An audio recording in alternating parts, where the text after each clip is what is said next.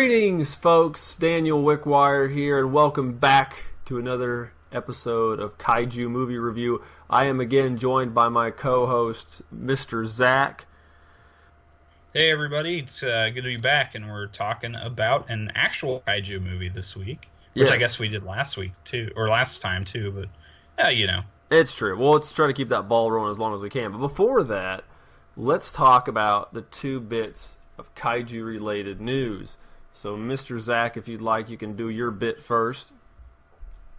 Absolutely. So I was reading on a fantastic website, in fact, called Sci-Fi Japan, that they have extended the Shin Godzilla screenings, and it will continue to show through October 27th, and it will be available in 200 theaters over the next week and about 9 days. So yeah, over the next 9 days, it's going to be shown in 200 more theaters. So this is great for people like myself that were unable to get into their local showings. So I hope that they have an encore presentation here so that I can try to go and see it. And because I really want to experience the movie, because I've actually never seen a Godzilla film or Kaiju film really in a theater before. He's deprived, ladies and gentlemen. Actually, ironically, you'll have to this is not to throw Zach under the bus, but apparently he had a bit of bad luck when he went to go watch it yesterday. Yeah, I tried to see it last night, but unfortunately, my local theater that was showing it had sold out their showing, so I was unable to get a ticket. Well, hopefully they'll have it showing again. I don't know if your local theater will be carrying it over there in Nebraska, but hopefully they will be, and you can see it because it's definitely worth it, and might want to buy your tickets ahead of time. Yeah, I'm gonna look into it. I mean, the news just came out today, so I'll check over the next couple of days and just hope that the local theater is going to have an additional showing and just go from there. Of course, because it's brilliant, and you can hear me talk about it a little bit on the vlog. Me and my wife did just the other day. It was uploaded a few days ago, so you can check that, give our opinion on it, which is a spoiler-free opinion if you haven't watched it yet. On the topic of Shin Godzilla-related news, there's actually I'm gonna piggyback off last week because I love talking about this kind of stuff. Bondi announced a new Shin Godzilla toy, which I'd like to mention because it's a thing of beauty. It is the current mold that exists in their movie monster series line. It's the 6-inch figure. You've probably seen me wave it around, or I've shown pictures of it somewhere. They're doing a special edition that's only being sold at Universal Studios Japan. It's the same figure, but the spines on it are translucent blue and purple, which, for those of you who have seen the movie, completely know what's going on. For those of you who haven't, you still probably know what's going on, and you need to see it anyway. But that's the only thing is it might make it to the U.S., but we don't know. It was that was actually just shown off earlier today, and there's a gentleman that tends to like to supply certain people with those items, but I think because it's an exclusive theme park item, it's going to be very, very hard to get a hold of, and it's going to be very, very expensive, and also get even more expensive very quickly. That's really interesting, actually. That figure sounds like it'd be super. So, I mean, if it wasn't an arm and a leg, it'd definitely be a cool display piece. Oh yeah. I'll have to. There'll be a picture on the screen, so everybody else will be able to see it, but you, of course. But I think I shared it on Twitter. If you hadn't seen that yet, I probably saw it. I mean, honestly, I have so much stuff that comes across my Twitter feed on a daily basis that it's kind of hard to keep everything straight. All right, now we're going to get into today's movie, which is the 1972 kid-tastic Dai Goro versus Goliath, which was made in 1972, as I mentioned. It's actually a part of the 10th anniversary film for Tsuburaya Productions, which broke off after working for Toho. Eiji Tsuburaya, who did a bunch of special effects for Godzilla movies, went off and made his own company, made Ultraman, Ultra 7, Ultraman Ace, Jack, Taro, all the good stuff. But anyway, but he did have some other movies on the side, and this is a film he did with Toho, and yeah, it was made for kids. But anyway, movie was. Go ahead.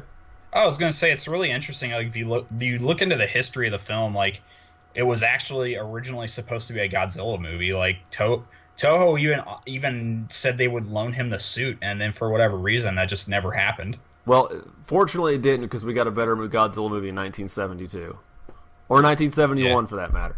But anyway, the movie was directed by Toshihiro Iijima, produced by Hajime Tsuburaya, which was Tsuburaya's son, or one of his kids, and written by Kitao Chiba, starring Hiroshi Unazuka, Akiji Kobayashi. Sorry, I'm not the best with those, and you know that. Anyway, the movie opens with the Japanese game show called The Astonishing Invention Great Shock, because I absolutely love Japanese television show names or use of English. It amazes me, and I love it to death. What's even better are their commercials, man. Their commercials are amazing. Oh yeah, I've seen them. They're stellar. For lack of a better term, they're legit stellar. It's a television show where a person would go on there with their own invention, demonstrate the invention. If it works correctly, they get, 2 million yen prize money, which is about $20,000. Yeah, well, the first one was $1 million. The second time it was. Oh, okay. Well, I apologize for missing that crucial detail. The character in it is always referred to as Uncle. I don't ever hear him referred to as anything else in the movie. Enters a flying bike he refers to as the Aero Bike. It goes completely wrong, doesn't work, doesn't win the money.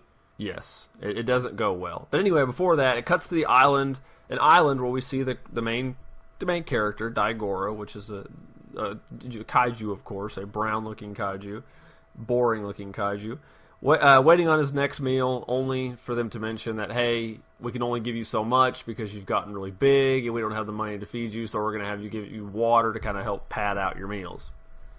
He is not thrilled by this. After that, we get the obligatory opening to find out, and then later to cut back to the astonishing invention Great Shock to find out Uncle had failed.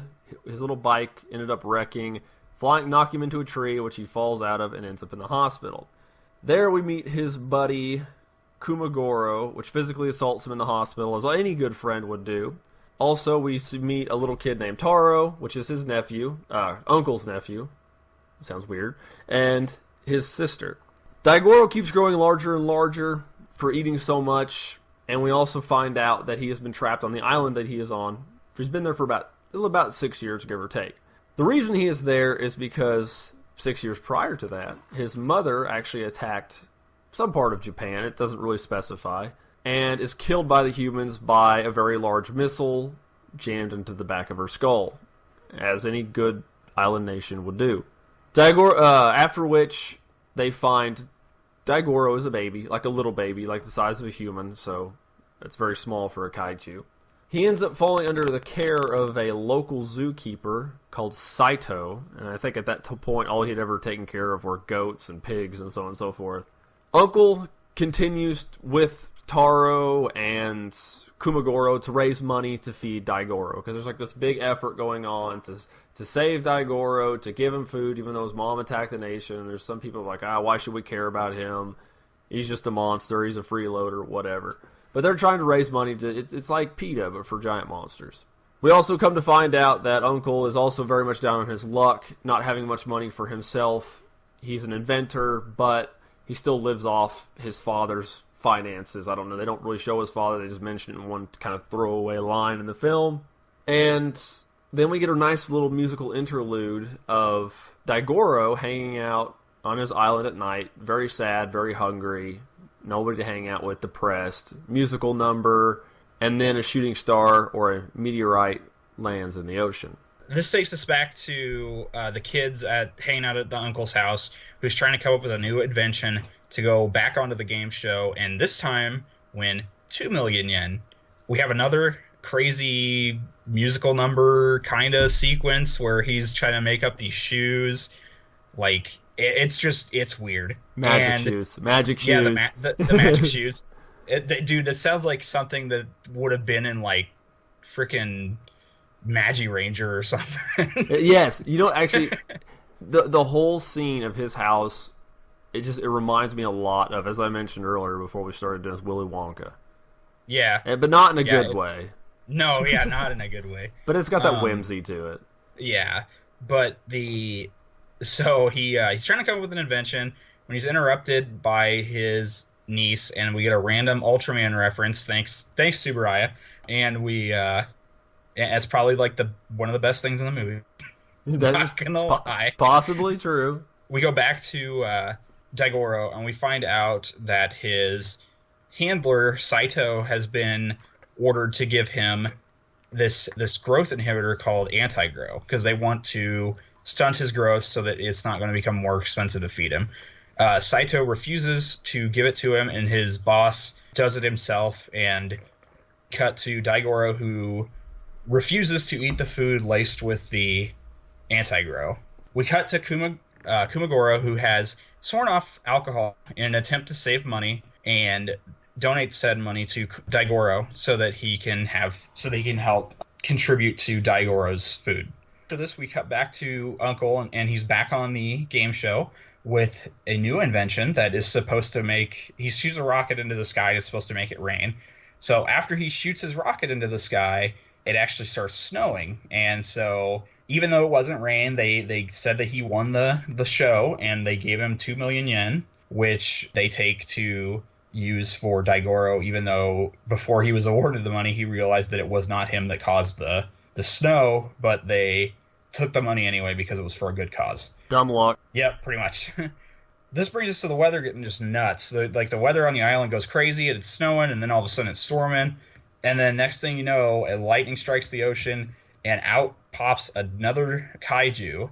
This one, who eventually is named Goliath, is kind of a large, almost like seal or like something. He looks kind of weird. He's like a big, like, almost like an ankylosaur or something like that, but with a giant horn on his head that he could shoot lightning out of. And massive man fists. Yes, exactly. And he, at this point, the humans haven't noticed he's coming out, but Daigoro's freaking out, and Saito's boss thinks that Daigoro has gone crazy and is going to attack the humans.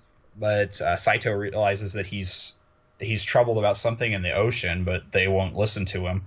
And then when the humans do finally notice Goliath, it ends up coming ashore and fighting Daigoro, and despite Daigoro's best efforts, he just gets annihilated. He really literally just gets walked over. It's amazing. This brings us back to everybody's favorite character, Kumagoro, who finds out that his money he'd been saving to donate to the food fund for Daigoro was spent by his wife on a dress and a hat, and he's pretty upset about this. And it's true. It's relevant. Yeah. No, I know. It actually is. My brain just stopped, though. And so he ends up going to the island along with the food that was purchased with the 2 million yen. They find Daigoro, and a doctor that had looked at him said his pulse was weak, and he appeared to be barely breathing. And so as a final thank you and tribute to Daigoro, Kumagoro climbed up on his mouth and poured a pot of honey into his mouth, because apparently honey was his favorite food. This actually caused him to fall into the monster's mouth, and despite us never seeing it, he apparently pulled something out of Daigoro's throat that was obstructing his airway, which is why he was so weak. At least that's what they explain. Again, we never see it, so off-camera action. Yeah, exactly. Just like the second time, like we find out at this point that Goliath attacked again, but we never see it. We just hear about it. Yep. So this brings us to Daigoro getting back up, and they're feeding him, and they start kind of helping him train to strengthen him up to finally defeat Goliath and, I guess, earn his keep. I don't know, like, what the whole like, hey, we weren't gonna feed you, but we're gonna feed you now because you're gonna save us. Of course. Yeah. So it's that's and I mean that's it. 'Cause I mean that pretty much leads us into the climax. So I mean that's going to about cover it for our recap. The funny thing is while we're talking and trying to do this, we're really like forcing a lot of the stuff that we're talking about, because most of it is entirely irrelevant to the film. No, man, and I'm not even kidding. Like, I finished watching the movie like about an hour ago, and I literally cannot remember like half the film. It's not very memorable. And then we're not even talking about our opinion or anything like that. It's literally most of the stuff we're talking about is absolute fluff. And because we just like, okay, we need to talk about the movie, and I was going over it with Zach, and this is just behind the scenes stuff I need to talk about. We were going over it with Zach, and I'm like, well, this happens and this happens because I was refreshing him. He's like, well, none of this is important. I'm like, I know it's not important, but we have to have something to talk about. No, like, you could literally cut like 30, 40 minutes out of this movie. This could have been a half-an-hour TV episode. Easy. Yeah, exactly. Like, there's just so much padding, and it really affects the flow of the movie, like, bad. Like, there are points in the film where it's hard to know what's even going on because they jump around so much, and there's so much extra stuff that doesn't need to be there. It's true. But before we completely dismantle the movie, before we actually get to closing statements, because we're about to literally tear this movie in half, one thing I want to state is during the scene where Kumagoro is, like, you know, up there by his mouth, like, dumping the honey in, I leaned over to my wife. I said, wouldn't it be funny if he fell into his mouth? And then he fell into his mouth. I was like, oh. Well, he's probably not going to die because this movie's not going to go there, so it kind of disappointed me and ruined my fun. But anyway, let's go ahead and we'll move on to special effects and monster design, and this is actually stuff I'm interested in and want to talk about. I want to do monster design first, so special effects second. As far as monster design, my favorite monster design in the entire movie was Dai Goro's mom, which you see for a whole whopping 3 minutes, maybe 3 minutes in the movie, 2-3 minutes.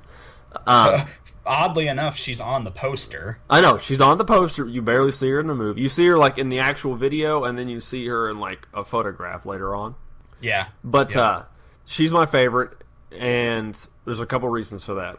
Dai Goro's mom suit. The suit is actually based on a modified version of either another Red King suit from Ultraman or an Aberrus suit from Ultraman.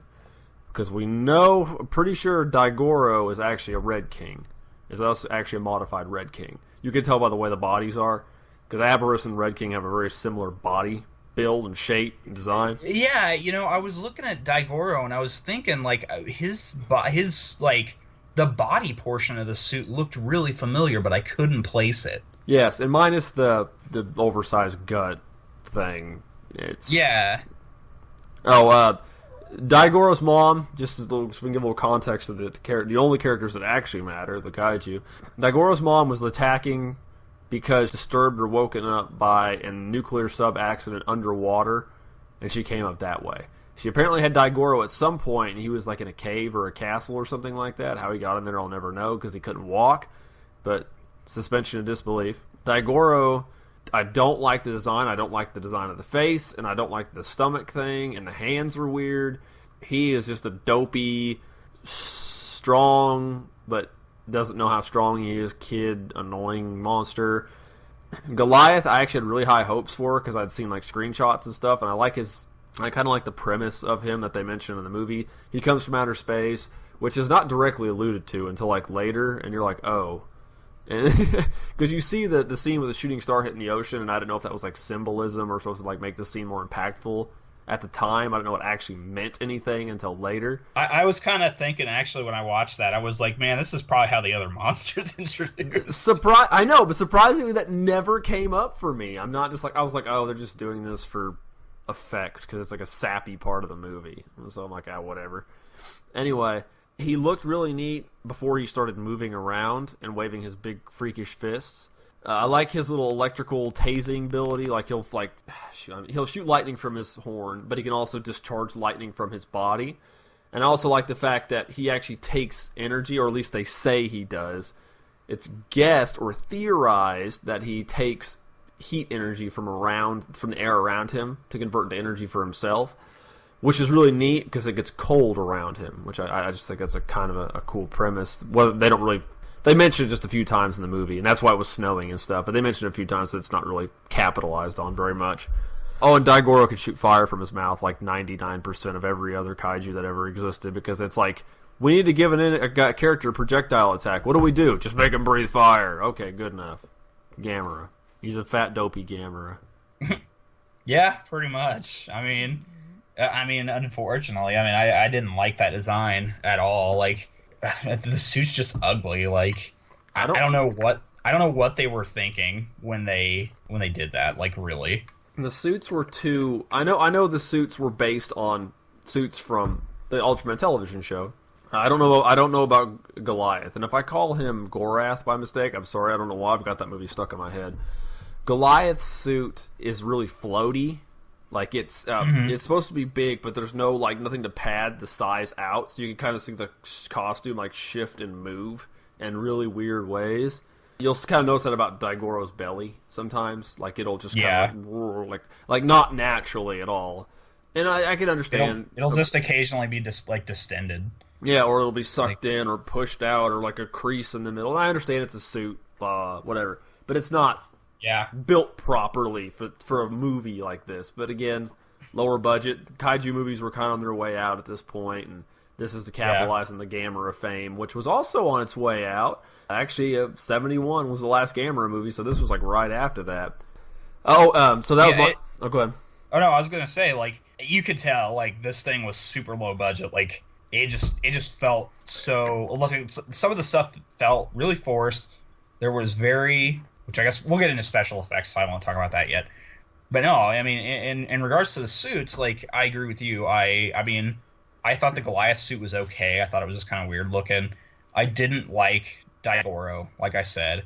Dai Goro's mother was the best kaiju suit in this movie, by a mile. And go ahead. I was gonna say I really wish she had more screen time and an actual name, because that is a cool looking kaiju. I know, and the thing is maybe we like it because it was on screen so little, so we couldn't see like its glaring flaws. Like, no, we would have ruined the character. Well, no, like okay, so it obviously had the body of the of like a Red King, right? Yeah, that Ouroboros, yeah. Yeah, and then it had a head with like this crazy like white hair. It almost looked like it was a homage to like a Japanese demon. Yeah, like an Oni or something. Like an Oni or something. I thought that was really cool. I was like, wow, this is a really cool thing. Yeah, and it was proportioned well. The head didn't make it look awkward. Yeah, exactly. Which seems to be a problem with the other suits. But you can use this tangent to segue into special effects, because we need a segue right now. Okay. Yeah, so that brings us into special effects. And I gotta say, man, the special effects are pretty much non-existent in this movie. Like, they're so... The special effects shots are so underutilized. Like, Dai Goro breathes fire twice. His mother breathes fire once. And the most special effects shots in the movie go to Goliath. And he only had, like, 3. Aside from the goofy padding out, like with the characters, there'll be the occasional one, but like the human characters. But yeah, as far as Kaiju goes, there's not many extra special effects shots. Yeah, it's really sad, honestly. I mean, I'm not even gonna. Well, I'm not even gonna lie. Well, the funny thing here is with me, I'm actually going to take an opposite stance and completely disagree with you, and not in every extent of what you said. This was done by Tsuburaya Company, Tsuburaya Productions. When they do these effects in this movie, they're actually better than most of the Dai special effects by a considerable margin, in my opinion. Well, not considerable margin, but it's better. They're not as good as like a full-blown Godzilla movie, because they're just not. Godzilla had more of a budget than either of these companies, or either this movie or Gamera films. But when it did come out, when you'd see the occasional effects work, I mean, to me, I actually enjoyed it. And maybe I'm just like rose-tinted glasses because it's Tsuburaya, but I actually enjoyed... When it did pop up, there were some moments I actually really liked the effects. No, I mean, that's understandable. I for Age of Tsuburaya, and I love that, he created Godzilla, and he's responsible for... he's the father of tokusatsu. I mean, he created some of the most prolific, giant monsters and stuff in history. I mean, the guy is an absolute legend, and I respect the hell out of him. This just was not one of his better movies. Well, I think he had, correct me if I'm wrong, I might have to double check this at some point, but I believe this isn't too long before, this is around the time he passed away, I believe. Ooh, yeah, that's a good point. I didn't even think about that. Because I remember, because his son was doing stuff for Hajime at Tsuburaya, because that's not him, obviously, and I know he passed away sometime. It was in the early 70s that he ended up dying, unfortunately. So, well, actually, because Zach here went out of the way and looked it up. When did you say he ended up passing away? January of 1970. So it was either in pre-production or very early production of this film that he actually passed away. So that may have had something to do with them wanting to do it for the 10th anniversary of borrowing the Godzilla suit and ended up being changed. So I'm not sure what happened. But anyway, that was unfortunate that did come to be. But it was neat to see that they were still doing stuff and still continuing to do production of this work. Tsuburaya Productions does. Now let's jump on to the next section, which will be very short, which will be film availability and pricing. And I can answer for both of us and say the film is not available in the United States at all in any way, shape, or form. It's probably for good reason. But if you want to watch it, you'll have to find your own way of doing so. Because, of course, us here at Kaiju Movie Review advocate you supporting the company, distributors, the producers, purchasing their product directly from them and not bootlegs. But there is no such product that exists in the United States. I located a place to watch the film, and me and my brother watched the film. I'm not advocating that for everything. In this instance, it was a necessity for us to watch and provide this content for you. So if it does, go ahead. I echo everything Dan just said. Please support the official releases, because without the support, we're not going to see movies like this released in the United States anymore. Exactly, and then we won't have nothing to talk about, and that would be a terrible, terrible thing. But, that being said, if an official release comes out, you'll probably hear about it somewhere on the channel. But I know I will. I'm sure, well, I don't know about Zach will, but I'll buy it, and I don't blame him if he doesn't, because we're actually going to float into closing statements. And I want you to start your closing statement first, Zach. For me, I gotta say, like I said before, I have the utmost respect for Eiji Tsuburaya. I already said it. The dude was a living legend. Like, things that he set in motion in the 50s and 60s are still used today. Like, that's how influential this guy was. I have the utmost respect for his work. This was one of his worst movies that you've seen. That I've seen. Yes, let me put that in there. This is the worst Eiji Tsuburaya production I've personally seen. It is awful. It is padded to hell. It has absolutely zero continuity. Like, it jumps all over the place. Like, some of the plot threads don't make any sense. This movie was like almost 90 minutes long, and it should have easily been half of that, because there was just too much padding. The movie was just not enjoyable. Like, the only enjoyable bits were probably the kaiju fight, and that was maybe 10 minutes of the movie. Yeah, it wasn't very much. It was maybe 10 to... Yeah, because the battles were very short. And even, like, Dai Goro was in the movie a lot, but he wasn't really doing anything except being fat and hungry. Yeah, and he had a giant toilet for some reason, which I just don't get. Because children and toilets are funny, right? Poop. So do you recommend this movie or no? Or is that as plain as day? Absolutely not. Like you said, I mean, this movie was not released in the United States for a reason, and even if it ever was, released in the United States, all record of it has been scrubbed from history. So that is probably a good thing. No, it probably isn't. And I'll go ahead and give my 2 cents on it. I would agree with Zach's sentiment entirely. This movie I have no nostalgia for whatsoever. I never watched it growing up, like the Gamera movies. This is literally of about the same quality, at times much worse, because it just veers off and does its own thing. I can think of a lot of other movies similar to the kid-friendly kaiju films that I'd rather watch over this. In fact, there's all the Gamera movies and Godzilla's Revenge, so that's about, 8 or 9 of them right there. That's sad too, man. That you would watch Godzilla's Revenge over this movie. Hey, that is a statement. That's a statement. But we'll talk about that movie someday too. But I'm not as vengeful towards that movie as I used to be. We actually did a podcast on it for Culture Shocked. What was it, in last month, September? Yeah, sometime last September month we did. We talked September, about it. Yeah, September was Kaiju month. I know you did that one. I did Godzilla's King Kong and Gamera, and the original Gamera. Yeah, there's a link. I'll put a link below to that one so you guys can watch that. But we'll talk about it again at another point.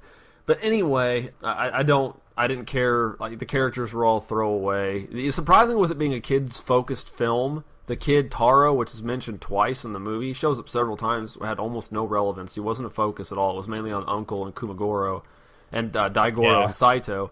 But it was just it just was like you said. It was really padded out. It was boring. The effects, to me, I thought some of the effects were really good. Of course, Dai Goro's mom was the highlight as far as the kaiju. I still like the way Goliath looked, but his suit in action and movement just did not hold up very well.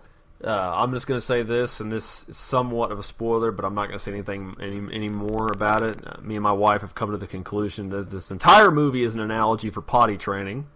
And Zach doesn't talk about it. Won't say anything else about it. You have to watch it yourself. And my wife also said Dai Goro is her spirit animal because he's fat and hungry. My wife is not overweight. She just says things about herself. But anyway, that's yes. I do not recommend this movie at all. Just like Zach, do not, unless you really just want to see it. Don't. I don't recommend it for anybody. There's way better kaiju films. It's a waste of 90 minutes of your life. We'll just put it that way. 85 minutes. Wink. Yeah, right. Just go watch anything else. Well, I wouldn't say. Yeah, there's a lot of other. There's much more quality films out there than this we watched today. But anyway, that is the end for this video. Zach, why don't you give us your shout-outs, and then I'll close us out for the day. You can find me over at cultureshock.com, where I'm a writer and the editor of the video game section of the Culturecade. I am also on 2 other podcasts. I am the co-host of Culture Shock's video game podcast, Pick Up and Play, and I am the co-host of cultureshock.com's wrestling podcast, Running the Ropes. And you can also find me on Twitter at CultureZact. The culture is with a K. Of course, you can find me here doing Kaiju Movie Review with Mr. Zach. Below, I'll put links for, as he mentioned, his Twitter account, mine, cultureshock.com. I also stream video games for Culture Shocked as their multimedia director. It's on Twitch at twitch.tv/Rome_21. I'll have a link to that. And a link to my other YouTube channel, which is Rome21 Plays, which is where all my stuff from Twitch also ends up. Aside from that, the only other thing I have to say is this movie, we did this video on 10/18/20, or recording this on 10/18/2016, so you have plenty of time to go see Shin Goji. If you haven't, please find a local theater and watch that movie. It was absolutely amazing, and whether or not Zach gets around to watching it, which I hope he does, if not, me and Angela will actually be doing a review of that film as well, so keep an eye out for that in the near future, and I might squeeze that in because I'd really want to talk about that movie, like, really badly.